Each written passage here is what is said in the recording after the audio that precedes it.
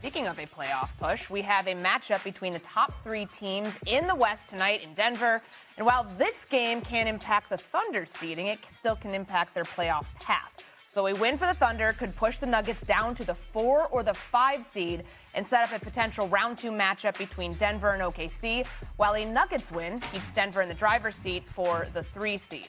So the Nuggets currently own the league's longest active win streak, 10 games, and it's their first double-digit win streak since they set a franchise record 15 straight in 2013.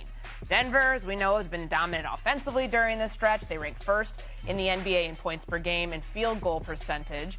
So, David, knowing that OKC's already locked up the top seed, they're going to rest 10 guys tonight, the impact, or I guess the outcome of this game, doesn't necessarily matter towards a potential playoff rematch between these two teams. But if they do get to the playoffs, can the Denver Nuggets upset the Oklahoma City Thunder? Absolutely. I would still favor the Thunder, of course, is why we call it an upset. But I will never count Nikola Jokic out when you have a guy who's leading the league in rebounds and assists and playing at the level that he's playing. A couple of weeks ago, I had real concerns with this Nuggets team, especially the way they were playing defense, the way they were folding in the clutch. But since then, when they've had these games they've really needed to win for seeding, Aaron Gordon has stepped up defensively. Jokic, whose defense had been pretty atrocious ever since he had that injury earlier this season, since he's come back, his defense has stepped up. They're getting healthier at the right time. They need Christian Brown to hit some more of those wide open threes because teams are going to leave them open come playoff time. But this team, remember, was an Aaron Gordon injury away in Game 7 from potentially winning that series. And if you think that the Thunder are going to throw Caruso and Jokic again and that's going to work, it ain't going to work. They're going to have to figure something else out. So I will absolutely not count this Denver Nuggets team out against anybody in the playoffs. I think if the Denver Nuggets were to get past San Antonio and then the Oklahoma City Thunder, we're talking about one of the more remarkable playoff runs in the history of the NBA. We're talking about Dirk Nowitzki and that run in 2011. We're talking about the Houston Rockets in '95 when they beat 3 50-win teams on the way to winning the NBA title. They have a chance. I don't know how great that puncher's chance is, but they have a chance. They have 7 guys who shoot 40% or more from 3.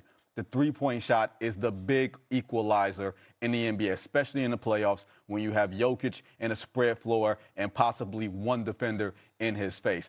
I think we're kind of underselling how great the Thunder are. They have been historically great after we stopped paying attention to them. Right? They lost the 4 or 5 games against the Spurs. They hit the little lull. Jalen Williams went out with the hamstring injury. Then he went out again with the hand injury, or vice versa, he was out with hand and then the hamstring injury. We stopped paying attention to them, but they've been on such a run in this second half of the season, outscoring opponents by 12 points a game. San Antonio has been on such a run but haven't been able to gain ground because Oklahoma City has refound itself. But when you get in the playoffs and you get Jokic, who's on a historical run, one of the most underappreciated great seasons in NBA history, I'm going to give him a shot. Not a great shot, but I'm going to give him a shot. Perk, how do you see it? Courtney, I'm going to answer the question. Can the Nuggets upset the Thunder in the playoffs? No. Simple. They can and maybe, and it's a strong possibility. No, the answer is no. You know why? Number one, the Thunder have the best player in the world, and his name is SGA, right? Joining the company again of Michael Jeffrey Jordan. 4 consecutive seasons, averaging 30, shooting over 50% from the field.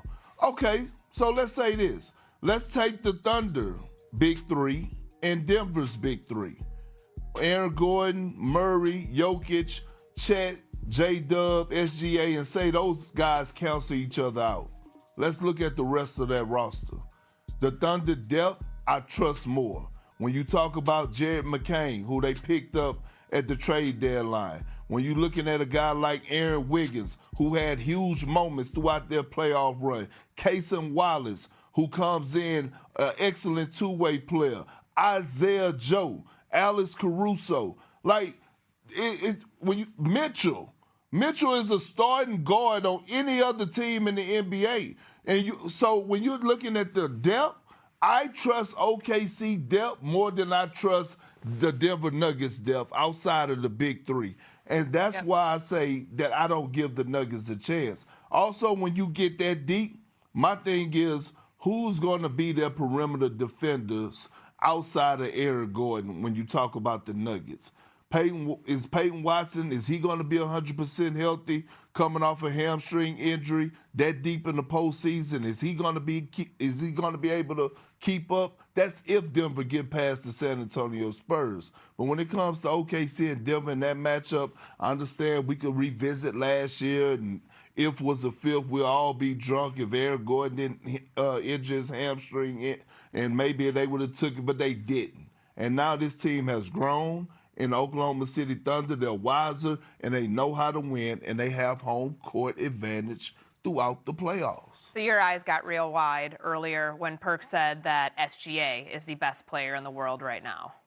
Well, it got wide when he said it so definitively, like Nikola Jokic doesn't exist. I think it is to the point where it's a conversation now, where Jokic and SGA are in the same conversation, but I still give the edge to Jokic just because of the way that he handles the game. I will say this for Shai Gilgeous-Alexander.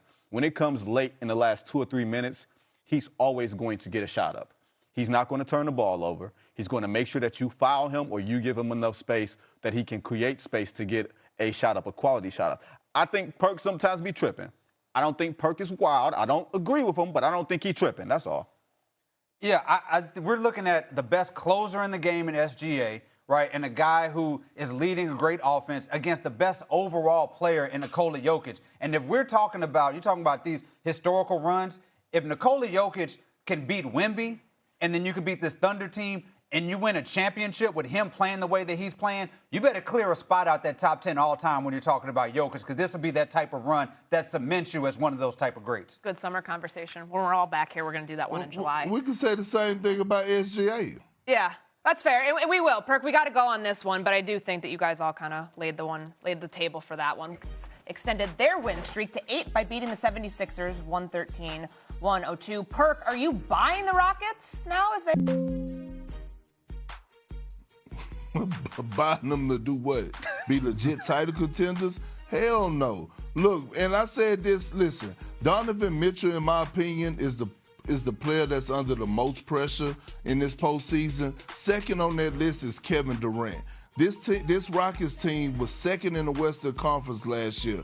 Do I think they could get out of the first round if they get the Lakers? Absolutely. But they didn't bring Kevin Durant over to the Rockets and trade away Jalen Green and Dylan Brooks just to get out of the first round. They didn't pick up the phone and call for Giannis Antetokounmpo and not try to get Giannis because they got faith in Amen Thompson and Şengün. This team is on the clock. Kevin Durant is on the clock. Like, they got to make some noise. Damn it, you got to do something. What's wrong with you, Vinny? You said Donovan Mitchell is first, and then Kevin Durant is second as far as most pressure. May I introduce you to the movies of Karl Anthony Towns?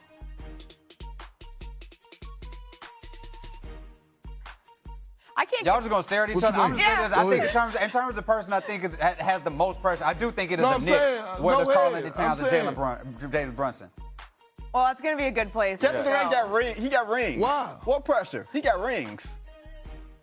And the Rockets don't have a point guard. What is he supposed to do? Oh, okay. I don't get that one. I don't get that one. Come on, Perk. What you mean you don't get it? What you mean you don't get it? They traded away a guy that they drafted in the lottery with the number 2 pick in Jalen Green.